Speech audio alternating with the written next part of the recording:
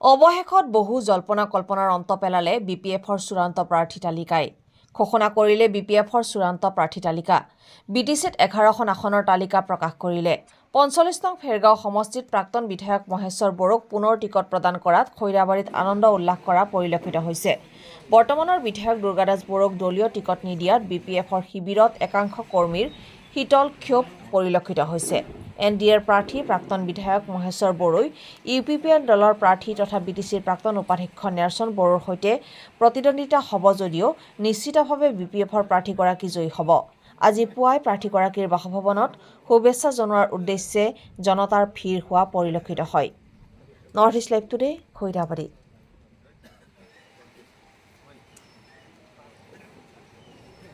মই ধন্যবাদ জ্ঞাপন কৰিছোঁ আৰু আপোনালোকৰ চেনেলৰ যোগেদি মই আমাৰ দলৰ মুৰব্বী তথা বিটিচিৰ চিফ ভাগ্ৰামা মহিলাৰী মোক যিহেতু এইখন 45 নং ভেৰগাঁও বিধানসভা সমষ্টিত দলীয়ভাৱে প্ৰাৰ্থিত্ব প্ৰক্ষেপ কৰা হ'ল, তাৰ বাবে মই প্ৰথমে ভাগ্ৰামা মহিলাৰ ছাৰলৈ অশেষ ধন্যবাদ জনাইছোঁ।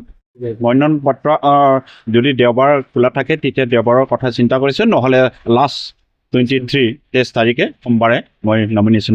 বেলেগটো নাইয়ে, প্ৰতিদ্বন্দ্বী হিচাপে ইউপিপিএল আছে। ইউপিপিএলৰ কেণ্ডিডেট হ'ল আমাৰে একে সতীৰ্থ, তেওঁৰ লগত একেলগে আমি বহুতো ঠাইত বহিছোঁ একেলগে।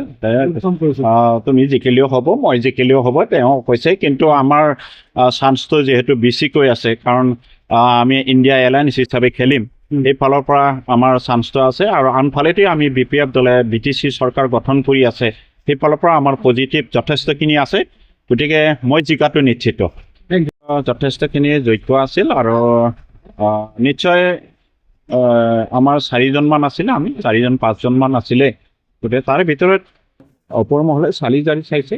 এই চালি-জাৰি চাই কোনজনে ভাল হ'ব সেইটো বিবেচনা কৰি পেলাই মোক প্ৰক্ষেপ কৰিছে। গতিকে মই আমাৰ দলীয় নেতৃবৃন্দক সেই সুযোগতে আকৌ পুনৰবাৰ ধন্যবাদ জনাইছোঁ।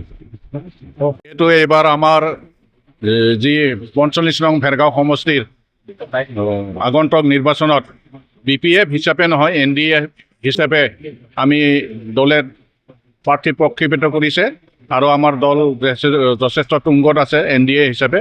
গতিকে আমাৰ প্ৰক্ষেপিত প্ৰাৰ্থী মহেশ্বৰ বড়ো জিকাটো 100% খাটাং। ধন্যবাদ। একালৰ বিটিচি প্ৰাক্তন উপাধ্যক্ষ নেলছন বড়ো ইউপিপিএলৰ প্ৰতিনিধিত্ব কৰিছে। এটা টক্কৰ হ'ব নেকি? তেওঁ টক্কৰ হ'ব, কিন্তু তেওঁৰ যোগ্যতা আছে। তথাপিও আমি এখোজ আগুৱাই আছোঁ। আমাৰ যিহেতু এইবাৰ বিপিএফ অকল নহয়, এনডিএ হিচাপে আছোঁ, গতিকে আমি যথেষ্ট আগবাঢ়ি আছোঁ। শ্ৰী ভাগ্ৰামা মহিলাৰীয়ে আমাৰ যি ৰাইজে বিচৰা মানে প্ৰতিনিধি এক্স এম এল এ তেওঁ মহেশ্বৰ বড়ো ছাৰক দি পেলাই যে যি 100% এটা আমাৰ হেৰি দিলে, সেইকাৰণে ভাল থাকিল। আৰু যে যি আমাৰ প্ৰতিদ্বন্দ্বী হ'ব তেওঁ আমাৰ বহুত পিছত থাকিব। তেওঁ আমাৰ যিটো ইণ্ডিয়া হিচাপে আমি এতিয়া আমি চৰকাৰখন চলি আছে যিটো বিটিচিত, সেইকাৰণে আমি ভাবিছোঁ 100% জিকাটো মহেশ্বৰ বড়োৱে। বিধায়ক হৈ অহালৈ কিমান আশাবাদী? ৰাইজৰ কাৰণে কিমান কাম কৰিবলৈ হ'ব? যিহেতু বিধায়ক যোৱা 10টা বছৰত যিখিনি বিধায়ক হৈ অহাৰ পিছত ৰাইজৰ যিখিনি সঁহাৰি পালা, আজি তাৰিখতো যিহেতু আমি কলেগাঁও হিচাপে এক্স এম এল এ হৈ আহিল, যে কলেগাঁও এক্স এম এল এ হোৱাৰ পিছত আজি তাৰিখতো কলেগাঁৱৰ মানুহখিনি বিচাৰি থাকে। সেই হিচাপে আমি ভাবোঁ যে তেওঁ যিখিনি জনপ্ৰিয়তা এই 45 নং ভেৰগাঁও সমষ্টিত তাৰমানে জনপ্ৰিয়তা ৰাখিব পাৰিব বুলি আমাৰ ৰাইজৰ এটা বিশ্বাস, আমাৰ পাৰ্টীৰ ফালৰ পৰা বিশ্বাস। সেইকাৰণে পুনৰবাৰ মানে ভাগ্ৰামা মহিলাৰী ছাৰে বিপিএফৰ পৰা তেখেতক টিকেট প্ৰদান কৰিছে। এইখিনি আৰু।